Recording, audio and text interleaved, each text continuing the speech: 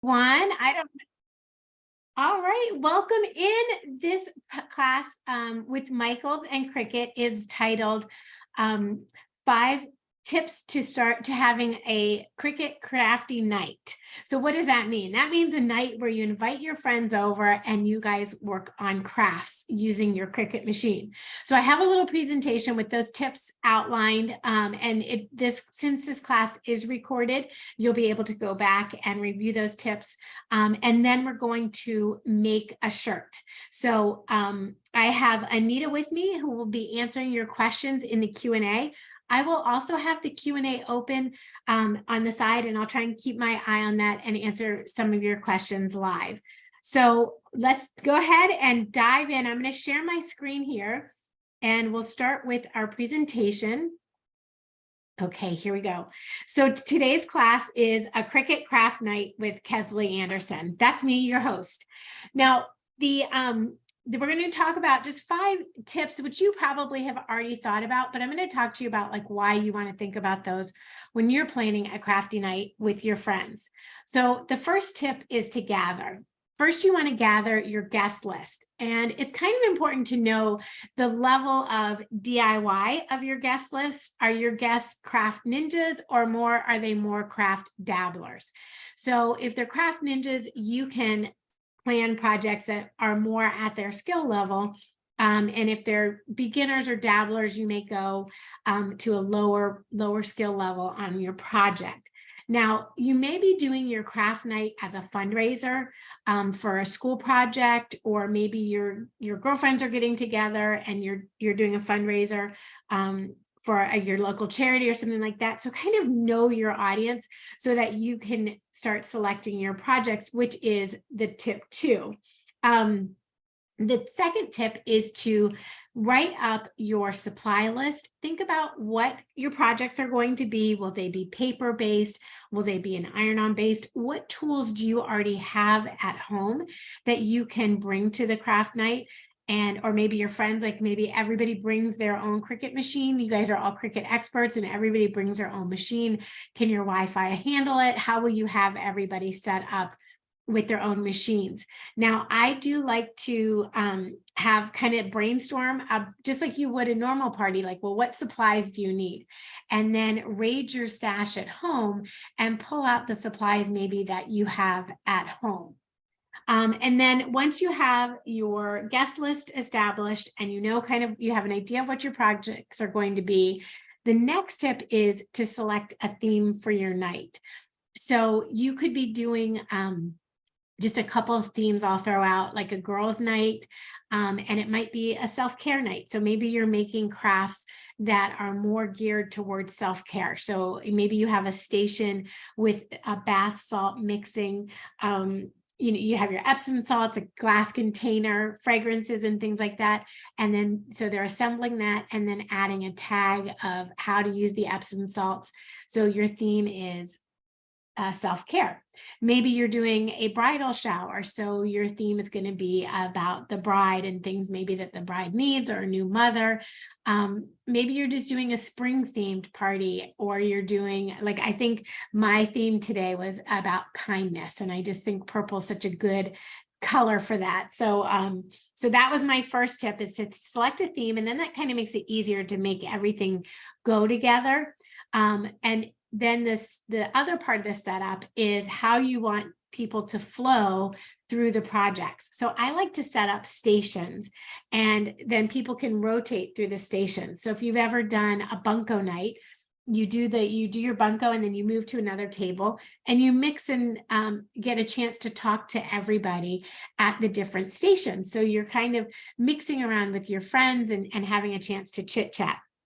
And then also with your setup, think about how those stations are how people will progress through those stations. Are they an easy transition from, say, you're doing an iron-on t-shirt to a paper project? Like, is that an easy transition, or would you be better doing iron-on to vinyl, something like that? So think about how your guests will flow through the projects. And then also, of course, you need to have a station with food and drinks. So maybe one of your projects for that night is to make a tumbler, and the tumbler would be a signature drink along with, I love this tumbler from Michaels. It's very easy to, anybody can put their name on because the sides are nice and straight. So you could have your Cricut Joy out on the kitchen counter and people could write up their own or cut out their own vinyl to go on the tumbler. Or maybe you have everybody's name already cut out, weeded, and your transfer tape is on there, and all they have to do is add it to the tumbler. And then at the end of the evening, they get to take that tumbler home with them. Also, when you're thinking about food, think about keeping it clean. So I am a paper crafter as well, and I always, my snack of choice when I'm crafting is Twizzlers. If I'm going for something sweet, because it doesn't get my fingers dirty. So I would avoid snacks that are greasy or, require a lot of handling as you're going through. When you're designing your projects, you may have some downtime in the project. So one of your projects may be to decorate a planter, and they paint the planter.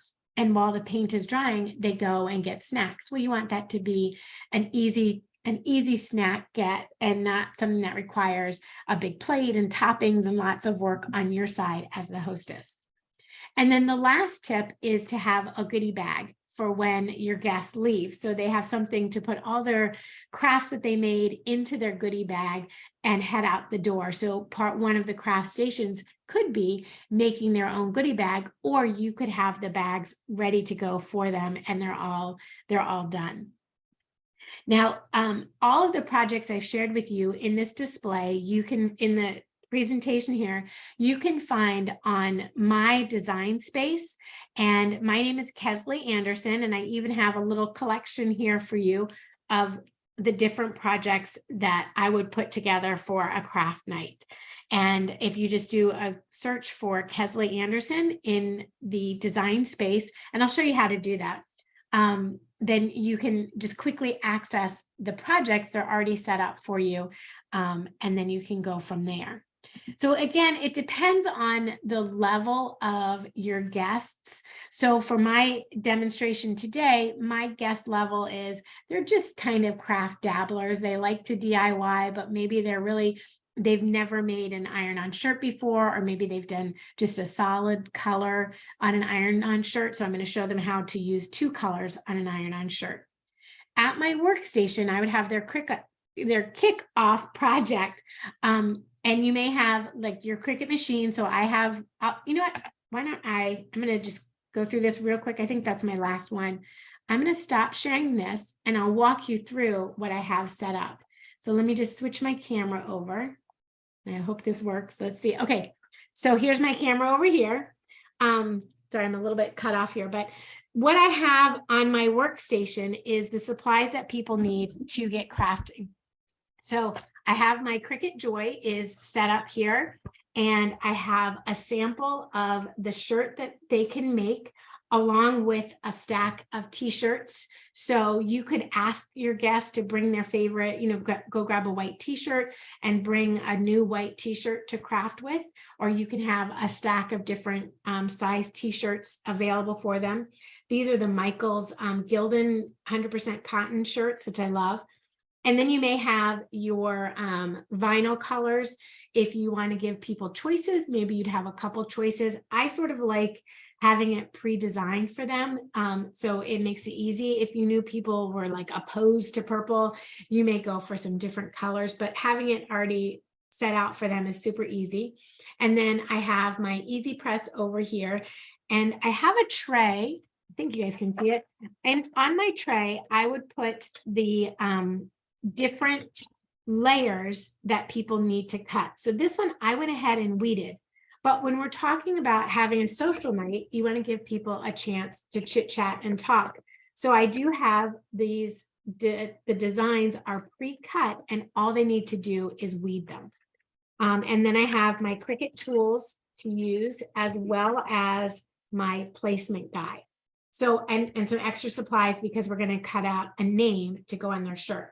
So I'm going to go ahead. Now I'm going to switch to my other camera here, switch one more camera.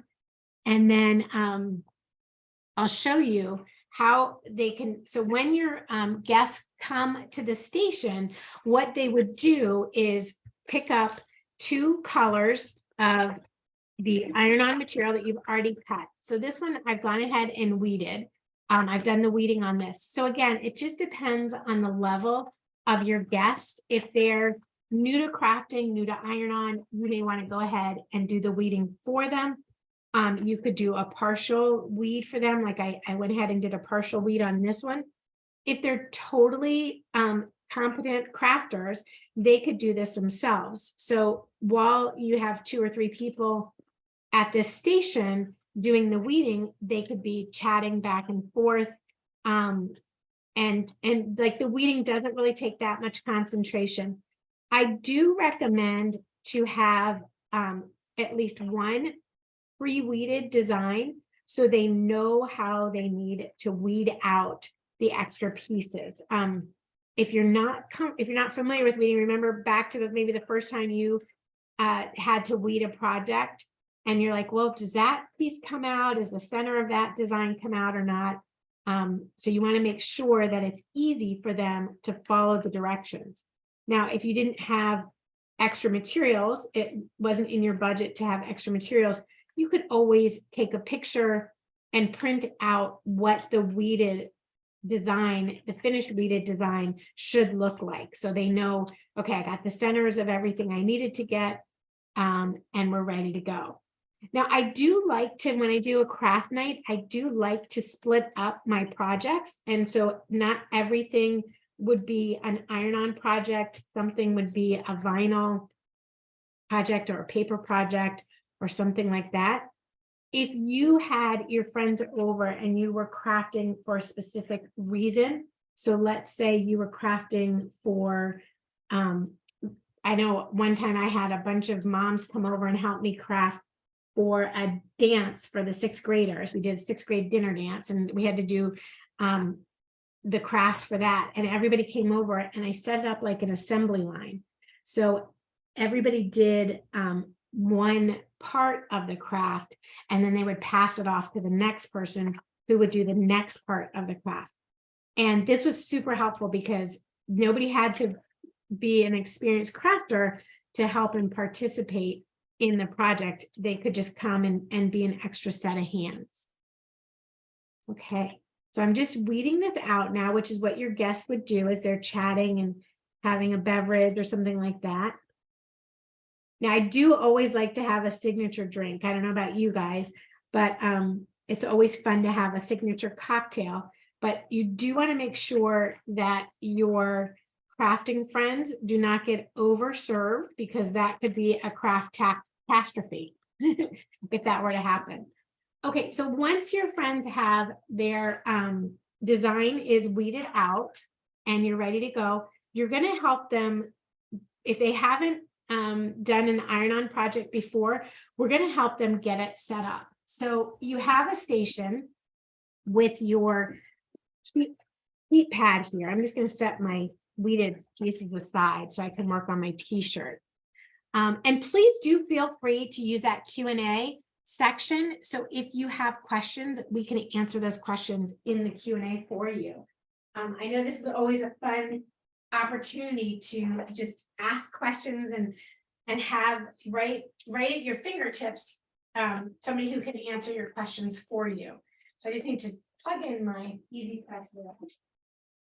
And now with your Easy Press, what you're going to want to have at your craft station, you'll need to have your t-shirts. So I've got my stack of t-shirts here, and then I have my Easy Press. So I'll move my weeding stuff to the side. And what you may decide works well for you and your friends is to actually kind of have it as an assembly line. So maybe one station is, if you're cutting that night, one station might be doing the cuts, and then you slide over and you weed, and then you slide over and you press. So you may set up your stations that way. Now I have a small shirt here. I'm just going to grab my shirt. I don't always wash my shirts before I put a design on them. If I'm doing it for a family member, I don't mind having it washed ahead of time. But if I'm making it for a friend or something like that, I do prefer to have a fresh shirt because I don't know if my laundry detergent would agree with them. What if your friend's sensitive or something like that? So having a brand new shirt is fine for this project. So the first step is to get your easy press, and my easy press. Let me see if I can get my easy press in the shot here for you guys. I'll slide my shirt over. I have my centering guide, and this is also in my design space. So if you want to help your friends and make it super easy for them to center their design, you can do that. So I have the app, the Cricut Heat app, set up on my phone. Let me just turn my brightness down so I know how to set my guides. If you're doing this for a party, you would have like, you maybe have a little sign that says, here are the heat settings you need, or have a phone there that people can use. So I'm just using my Easy Press here, and I can see that it's connected with Bluetooth. This is the Easy Press 3, and it connects with the app. So the app will actually send the information right over to my Easy Press and change the temperature for me. So I've got my transfer material is Everyday Iron On. So that's what I'm using here. And I'm putting it on 100% cotton on the Cricut mat. So then I just send my settings to my Easy Press, and I can see how it's heating up. And while that's heating up, I'm going to go ahead. I saw somebody ask about how to find the projects. So let me share my screen with you, and I'll show you how to find the projects. So in the home screen of Cricut Design Space, which is our free software, Cricut's free software, if you type in my name, Kesley Anderson, and do a search, you'll see projects I've shared. Some of my community projects are right here. And then if you scroll down to the bottom, you'll see my name, Kesley Anderson, and it's Kesley. When you click on my name, so this is my own profile. If you click on my name, you'll see a follow button, and then you can follow along and you'll see what projects I've been working on. So let me, I'll go to this person's name, and so you can see. So if you just click follow, you can follow along with different projects I've created, and then all the projects I've shared will show up underneath my name. Now, you don't have to follow me or anything like that, but that's where you will see all the different projects I have. And I was hoping that you all would see the my little categories over here, because I have one that's the craft party with the different designs. But right here, this Michael's Craft Party t-shirt, that is the t-shirt that we're going to be cutting. And then you just click on that project and you say customize or make it. So customize will allow you to change the size of the design. And I'm going to come back here in a minute after we've pressed it, because part of the project that you want your guest to do is to be able to add their name to the sleeve. So we're going to come back in here and add the name to the project. But my heat press is all heated up. And I saw a good question here. Debbie asked, do you charge each guest a set price to come do the craft? Like if I'm doing a shirt and you're providing all supplies, would you charge a set fee for say $20 per person, and that covers all supplies and goodies? So, I would, Debbie, if you could do a price and ask everybody to pay to help offset the cost of the supplies. Absolutely. You could also give everybody a supply list to get the supplies, and then you provide the machines. Asking everyone to bring their t-shirt is a good thing, because everybody wears a different size t-shirt and a different style t-shirt. Somebody might want it a little bit more fitted than you prefer. So you can always have people bring their own t-shirts. But if you're doing this as like a fundraiser, then yeah, I would definitely set a price. Now, my first step to getting my t-shirt lined up the design lined up, I like to just kind of give it a little press to kind of get it warmed up and get any extra moisture out of my shirt. And then you want to line it up on the middle. So I have my nice little middle here. And to make it easy, I will press this line on my shirt. So I just take my easy press and I press for about 5 minutes on that line. And I have, so now I'll have a center line to help me line up my design. So with that center line there, I know where my design is going to go. It's a little bit off center there. Let me just redo that. Sorry about that. Sometimes that happens. Okay, let me just redo that. And if you don't have the Easy Press 3 or an Easy Press machine, you can actually use your home iron to do this. So if you didn't have an Easy Press, you would just use your home iron to let everybody create and press with the home iron.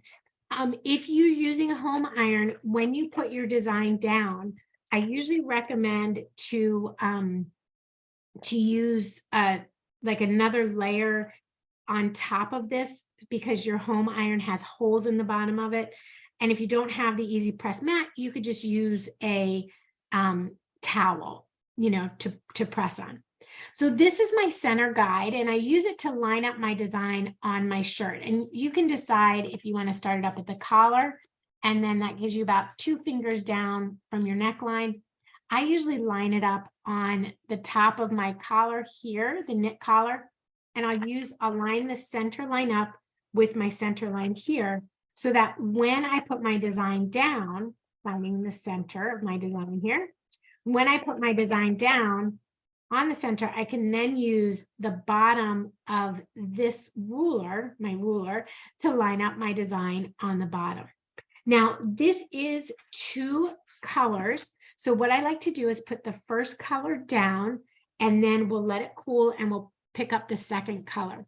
For the first color, instead of 30 seconds, I'm just going to do it for 15 seconds, and then I'm going to let it cool. And while it's cooling, so this is where your friends could be chit-chatting while it's cooling and enjoying each other's company. The second layer here, we're going to put in the middle. So I want to make sure that my first layer is down. And because I know I'm going to do a second press, I'm not too worried about having it down perfectly. So with my with your heat guide app, it tells me to peel when cool. So I need to let the shirt cool down a bit, and you can just wave it in the air, or you can use have like a little glass jar handy, and you can roll that over to kind of cool it down.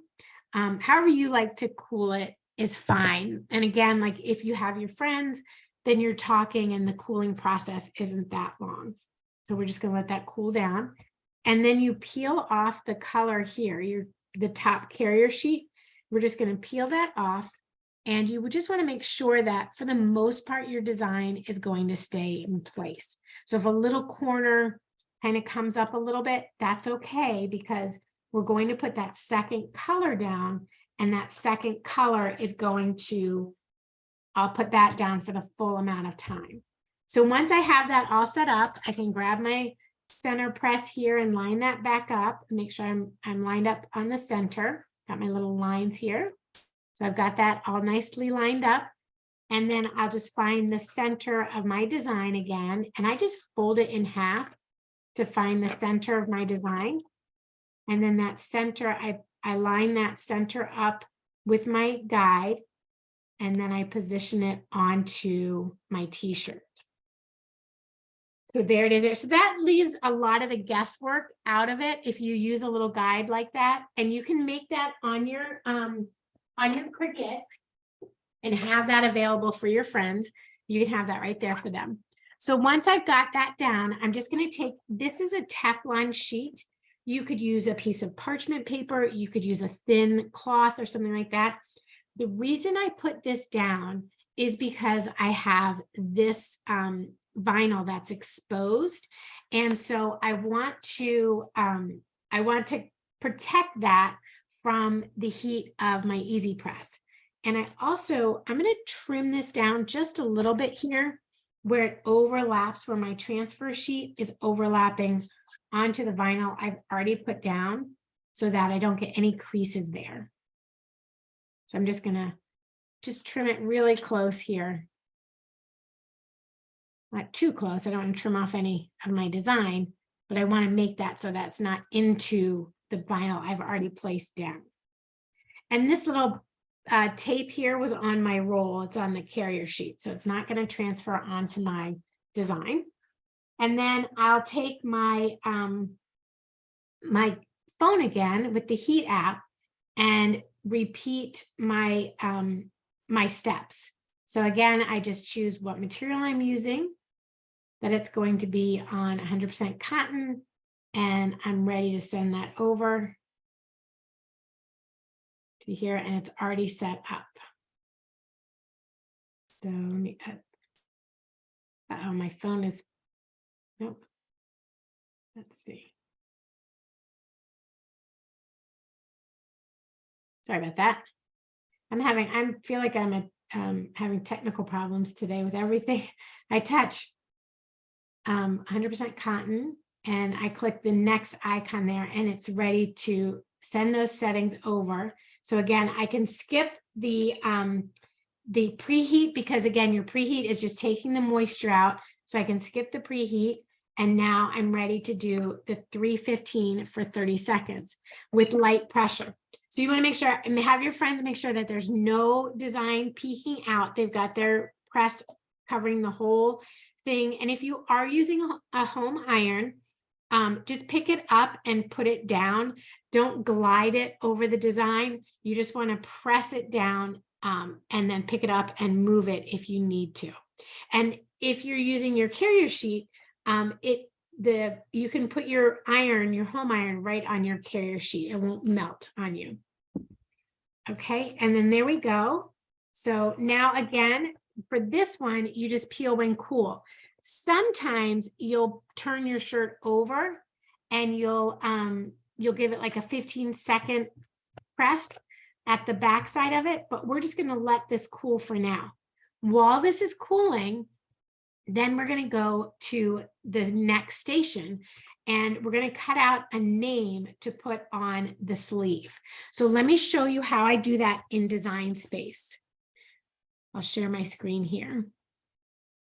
Here we go. So I've got my project is up. Now, if you want to let your friends use Design Space, you can do that with an iPad, a phone, your computer. So don't feel like you have to bring your whole computer to the craft area. You can just do this on an iPad as well. So I'm just gonna, I've got, the name is Sadie, which is one of my friends. So what I do is I add a text layer to my design, and I type out the name of the person I want to make a name for. And then in the font edit bar, right underneath your edit tools, you can choose the font that you want to work with. So right down here, I just click on that icon, and I have all of the fonts that are available to me. Now, I do have the Cricut access, so I do the monthly subscription, and I get all the access to the images and the fonts. So I have that. If you don't, you could use system fonts, which are fonts that you have on your computer, or you can do what's called a la carte, and that's where you just purchase images and fonts as you go. So I would choose a cursive type of font, and that's going to narrow my choices down. And I think the font I chose was There Are So Many Beautiful. Let's see, no, that's not it. The font I chose, I think, was the Analog Script font. Yes. So I chose the Analog Script font for this design, and I'm going to hide this project here. I'm going to hide that, and I'll delete this off my canvas. The reason I want to show you this, if you have not worked with text, you'll notice that each of these individual letters are different layers. So in between each letter is a cut line. So in between that A and the D, there's a cut line right there. So when I send that over to my machine to cut, it'll cut a line in between each letter. I don't want that to happen. I want the name Sadie to cut all as one piece and not have these little lines between it. So to solve that, you just need to select the layer and then you would choose weld, and that will remove those little lines. And now the name Sadie is one piece. And then you can choose how tall or wide you want your design to be. And on the sleeve, I would say about 4 inches wide is big enough. 3 inches is probably a perfect dimension there. So I'm going to leave it as 3 inches wide and 1.1 inches tall. Could go, let's see if I go a little bit taller, what that does. If I go to 1.5, let's do it a little bit bigger. Now from here, you may have to help your guests do the weld, and maybe you want to operate the iPad, but they get to choose the font they want and then the color they want to cut it out of. So from here, you just click the Make It icon, and I have my Cricut Joy set up, so I've got to connect to that, and I want to make sure that I mirror my project. When you're working with iron-on materials, you want to make sure that you mirror them, and that will flip it around, because on the iron-on materials, remember, you're cutting on the back side, so you have to mirror it. And then I'm going to go ahead and say continue, and the machine I'm going to choose is the Cricut Joy. So I just need to select my device. I'm not sure which Joy this is. Oh, go back. Pardon. Let me go to my machine here and choose Cricut Joy. Always forget that step. Okay, so it'll be on the Cricut Joy, and I just hit continue. Oops, I forgot to mirror. That mirror, if you are, if you're hanging out with your buddies and getting chit-chatty, you might forget the mirror. So you may want to have a little note that says, don't forget to mirror your project. So you don't get distracted with your friends and forget to mirror. So let's see, I'm going to choose the Cricut Joy. And it may take just a second. I make sure I have the right Cricut Joy here. Yep, this is OC7. Yep, there we go. So it's all connected. Okay. And then I'm going to choose my material. So my material will just be everyday iron-on material. So I can browse all materials here. Now, the Cricut Joy is a fun one if you have a Cricut Joy to use for a craft night, because it's so small and cute, and it'll just sit on your table, and you can have it there, and it doesn't take up that much space. Okay, so I've got my design here is all ready to come off. So I'm just going to carefully peel this off, and you really want to make sure that your project has cooled before peeling off your design. Otherwise, you can get wrinkles on your iron-on vinyl. Okay, so now I just have my Cricut Joy here.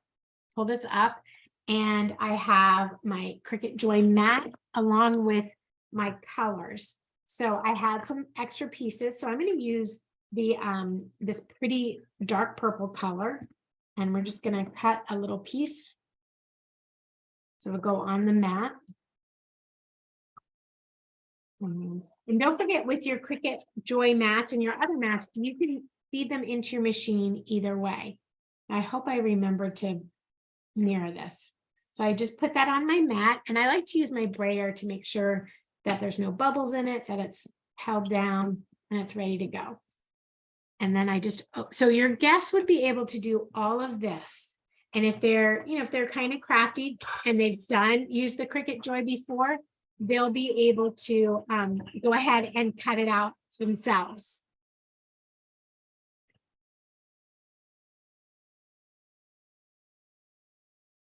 So this is something that can be done. Either you can do it or they can do it and I have to press go on my Cricut Joy. Let me go over here, my design space. And I just have to click the go button. So it was ready to go. I just need to click the go button. And then it's just preparing it, and here we go. Now, don't forget, once you've done your craft night, also to take a picture with everybody. So you get everybody either wearing their shirts or holding their bags or their drinks. So see, if I were having a craft night, I would go, while this is cutting, I would go to the beverage station. I might make my mug here, my little tumbler with the smiley face and my name. And then I would have a beverage to pour into it. So I have my purple Powerade here to go with my my design on my t-shirt. So my beverages would be purple themed, and that would all go together. And I'd sit there and chat with my friends and have my beverage. Let me just kick this out here. I'm done, so I'm ready to unload. All right. So I'm curious, in the Q&A section, if anybody's thinking about having a crafty night, I'd love to know what theme you're thinking of and how you're going to plan it out. So if anybody's got some ideas, go ahead and drop those in the chat, in the Q&A for us, what your theme might be, or if you have questions like hey, I'm thinking about hosting a craft night with my friends. This is what we're doing. What theme ideas do I have for you? I'm happy to throw out more theme ideas. We talked about doing the self-care and maybe having like a salt station, a bath salt station would be fun. You could have like a craft night for a new neighbor, and maybe you make wreaths. Somebody makes a wreath for the neighbor. Somebody else, maybe makes a little neighborhood gift basket, something like that would be fun. I also think, like, don't limit yourself to one craft project. You could have multiple craft projects going. Now, if you are doing if you're doing like an inexperienced crafters, maybe one is enough. So I'm thinking about doing a spring craft night. Oh, I love that. I think you could do so much, like pick one flower and do a paper flower, like the wisteria flower, do a paper flower project, and then have a t-shirt project, like maybe make a sign for the garden or something like that. I think that would be really fun. Like if you have a local garden club, you can make a cute little sign for the garden club, and everybody could make their own sign for their garden. You could do garden stakes if you have a gardening community. Okay, so here's my shirt. Now I'm just going to do that like quick press here in the middle. So I'm just warming it up, and that removes any excess moisture in the shirt. And then now it does have like that ridge there. So you may want to put like a little piece of cardstock or something. Let's see if I can roll up a little piece of cardstock here just to kind of make that ridge a little smoother. I don't know. It's maybe more trouble than it's worth, but you want to have a smooth surface to adhere your name onto. So once you've got that warmed up, and I'm just going to use the name Sadie again. Here we go. And I just line this up here. And then I line the, you just want to line the name up with your fold there and equidistance from the bottom. So you can use your hem to get a nice straight line. And I have my easy presses already set for the time. So I just go ahead and hit start, and it runs it through.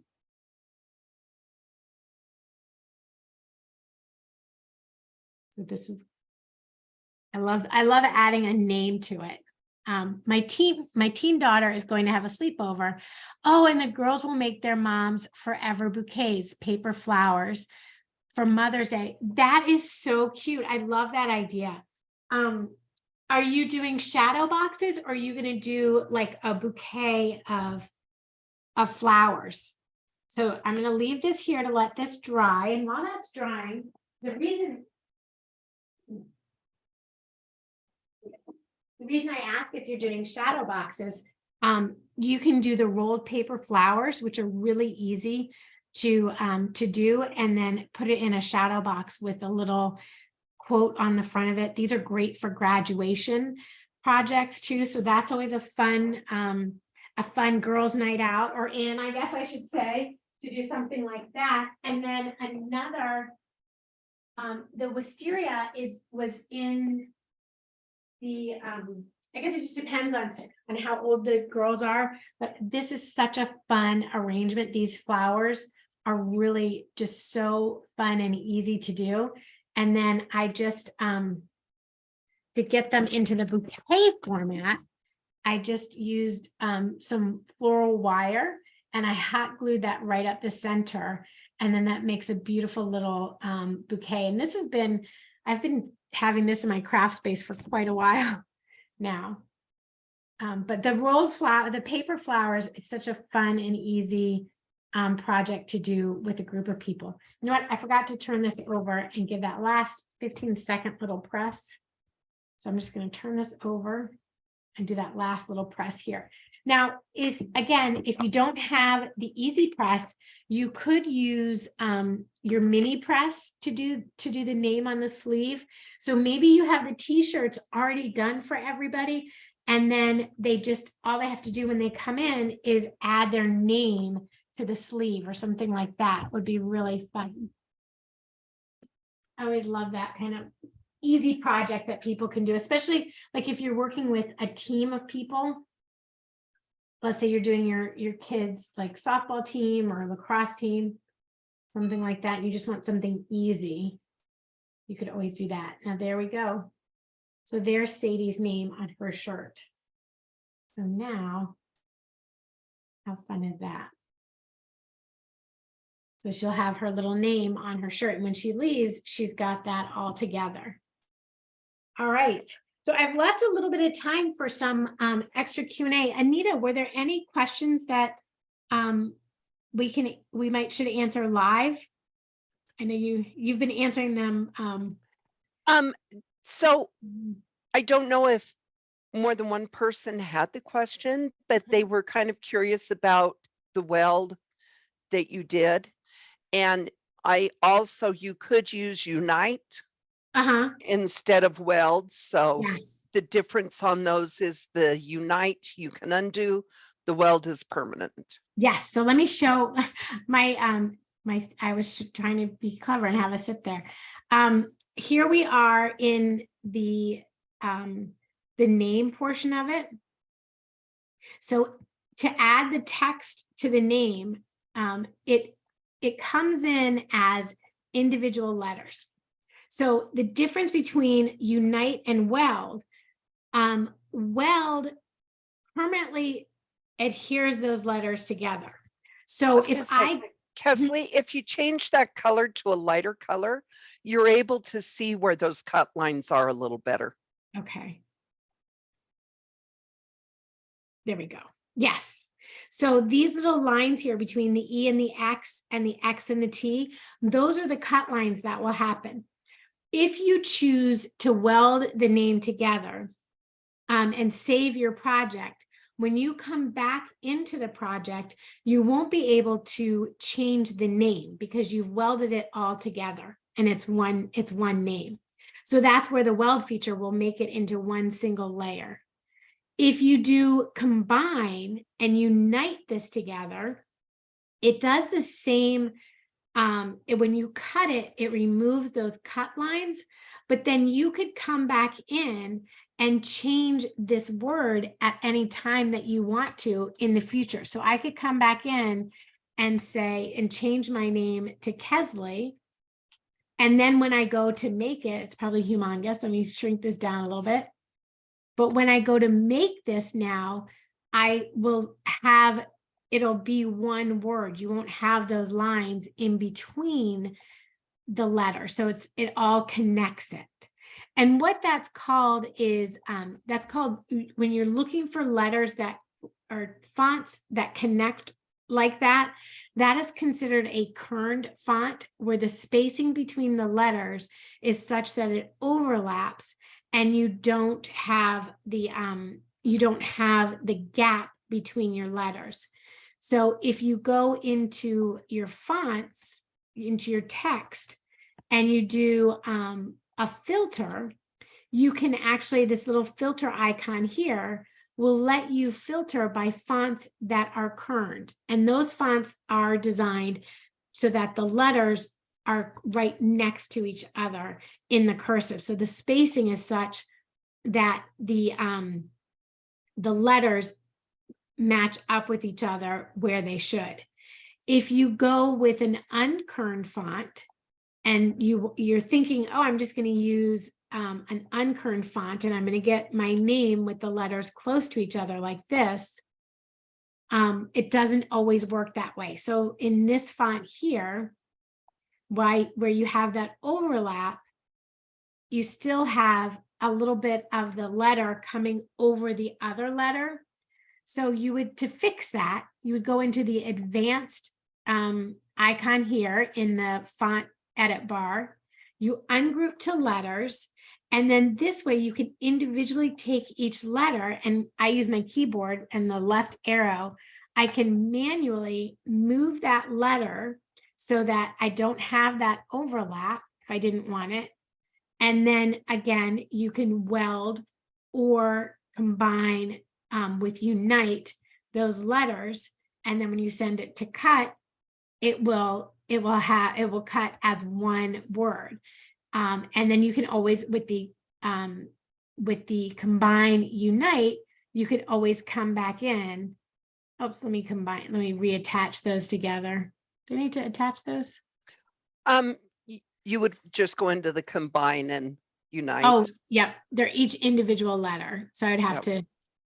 And then Kesley, was that a project you created for the shirt, or was that one that was pre-made that you just created? This was excellent question. This was in the image library. So if you go to the image library and you can type in a keyword like I don't even remember how I found this.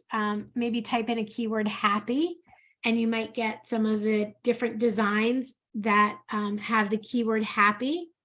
If you go into the project that I made with this, let's put this back on the canvas. So let's say you like that design and you want to recreate that design for yourself. What you can do, if you want to find out who the designer was that made this project, in the layers panel here, if you use your mouse and you right click on one of the layers, at the bottom, you'll see this image information, and you can click on the image and then you'll see who the designer was. So this was designed by Jamie Cripps. And if I like this design, I might go like, well, what else does she have in her repertoire over here? And then I could look and see what other types of designs she has. Now, because I have Cricut Access and I pay my monthly fee, I have access to over 300,000 images in the Cricut Access digital library. So I could use most any design in Design Space and not have to pay for it. If you didn't have Cricut Access, you would be charged. You'd be charged like 99 cents for using that design. I'm just scrolling down to see where that design is and see if there are other designs that kind of go with that look. But so if you like that look, you might find other designs that coordinate with it. And she's got so many cute designs. It's so hard to choose. But somebody who was saying they were doing a spring design, like there's some cute little spring designs here. And you can really find a design for practically everything that you're looking for. But that's one way. And then you could always go back to the home page. And so somebody said they were doing a spring one. So you could look for some spring quotes. And you get all these different little spring quotes and different designs. And then again, if you like that artist, you could go to their profile and see what other designs might coordinate with the project you were looking for, and even see projects of how they have used the designs themselves. So that's always a fun way. Like we're getting ready for graduation here. Got all these cute little graduation designs. All right. Well, thank you guys so much. Anita, if there were were there any other questions, or is that about it? Nope, that about covers it. Awesome. Well, thanks everyone for joining us. I hope you enjoyed the class. Don't forget that this is recorded, so you'll be able to go back and see the recordings. If you want to make any of the projects I've shared, my profile name is Kesley Anderson, and my projects are in my profile in Design Space. And thank you, everybody. Have a great afternoon.